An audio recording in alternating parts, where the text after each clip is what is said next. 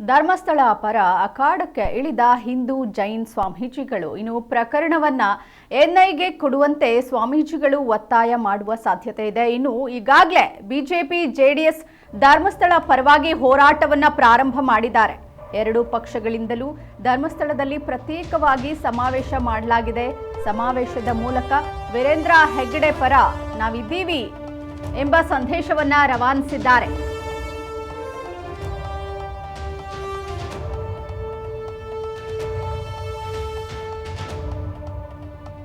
ಧರ್ಮಸ್ಥಳ ಪರ ಅಖಾಡಕ್ಕಿಳಿದಿದ್ದಾರೆ ಹಿಂದೂ ಜೈನ್ ಸ್ವಾಮೀಜಿಗಳು. ಪ್ರಕರಣವನ್ನ ಎನ್ಐಗೆ ಕೊಡುವಂತೆ ಸ್ವಾಮೀಜಿಗಳು ಒತ್ತಾಯಿಸ್ತಾ ಇದ್ದಾರೆ. ಈಗಾಗಲೇ ಬಿಜೆಪಿ ಜೆಡಿಎಸ್ ಧರ್ಮಸ್ಥಳ ಪರವಾಗಿ ಹೋರಾಟವನ್ನು ಪ್ರಾರಂಭ ಮಾಡಿದ್ದಾರೆ. ಎರಡೂ ಪಕ್ಷಗಳಿಂದಲೂ ಧರ್ಮಸ್ಥಳದಲ್ಲಿ ಪ್ರತ್ಯೇಕವಾಗಿ ಸಮಾವೇಶಗಳನ್ನು ನಡೆಸಲಾಗಿದೆ. ಸಮಾವೇಶದ ಮೂಲಕ ವೀರೇಂದ್ರ ಹೆಗ್ಗಡೆ ಪರ ಇದ್ದೀವಿ ಎಂಬ ಸಂದೇಶವನ್ನು ಸಾರ್ತಾ ಇದ್ದಾರೆ. ಮೈತ್ರಿ ನಾಯಕರಿಂದಲೂ ಕೇಸನ್ನ ಎನ್ಐಗೆ ವಹಿಸುವಂತೆ ಒತ್ತಾಯಿಸಲಾಗ್ತಾ ಇದೆ. ಇದೀಗ ಜೈನ ಹಾಗೂ ಹಿಂದೂ ಸ್ವಾಮೀಜಿಗಳಿಂದಲೂ ಒತ್ತಾಯ ಕೇಳಿ ಬರ್ತಾ ಇದೆ. ಇನ್ನು ಸೆಪ್ಟೆಂಬರ್ 8ರಂದು ಕೇಂದ್ರ ಸಚಿವ ಅಮಿತ್ ಶಾ ಅವರನ್ನ ಭೇಟಿ ಮಾಡಲು ಪ್ಲಾನ್ ಮಾಡಲಾಗಿದೆ. ದೆಹಲಿಗೆ ತೆರಳಿ ಅಮಿತ್ ಶಾ ಭೇಟಿಯಾಗಿ ಮನವಿಯನ್ನ ಸಲ್ಲಿಸುವ ಸಾಧ್ಯತೆ ಇದೆ. ಬುರ್ಡೆ ಕೇಸ್ ಎನ್ಐಗೆ ವಹಿಸುವಂತೆ ಸ್ವಾಮೀಜಿಗಳು ಮನವಿಯನ್ನ ಸಲ್ಲಿಸುವ ಸಾಧ್ಯತೆ ಇದೆ. ಇನ್ನು ಅಪಪ್ರಚಾರ ಮಾಡ್ತಿರೋರ ವಿರುದ್ಧ ಕಠಿಣ ಕ್ರಮವನ್ನ ತೆಗೆದುಕೊಳ್ಳಬೇಕು ಅಂತ ಒತ್ತಾಯ ಮಾಡಲು ನಿರ್ಣಯಿಸಿದ್ದಾರೆ ಸ್ವಾಮೀಜಿಗಳು.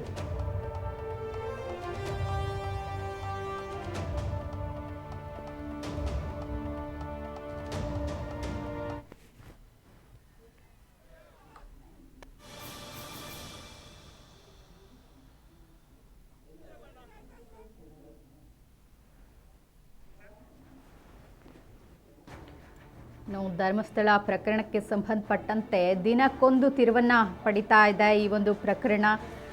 ಈಗ ಮತ್ತೆ ಧರ್ಮಸ್ಥಳ ಪರ ಅಖಾಡಕ್ಕೆ ಇಳಿಯೋದಕ್ಕೆ ರೆಡಿಯಾಗಿದ್ದಾರೆ ಹಿಂದೂ ಮತ್ತು ಜೈನ ಸ್ವಾಮೀಜಿಗಳು.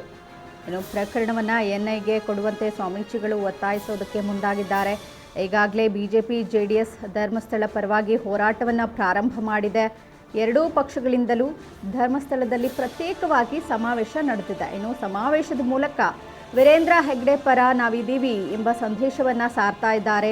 ಇನ್ನು ಮೈತ್ರಿ ನಾಯಕರಿಂದಲೂ ಈ ಕೇಸನ್ನು ಎನ್ಐಗೆ ವಹಿಸುವಂತೆ ಒತ್ತಾಯಿಸಲಾಗ್ತಾ ಇದೆ. ಇದೀಗ ಜೈನ ಸ್ವಾಮೀಜಿ ಹಾಗೂ ಹಿಂದೂ ಸ್ವಾಮೀಜಿಗಳ ಸರದಿ ಬಂದಿದೆ. ಇನ್ನು ಸೆಪ್ಟೆಂಬರ್ 8ರಂದು ಕೇಂದ್ರ ಸಚಿವ ಅಮಿತ್ ಶಾ ಅವರನ್ನ ಭೇಟಿ ಮಾಡಲಿದ್ದಾರೆ ಈ ಎಲ್ಲ ಸ್ವಾಮೀಜಿಗಳು.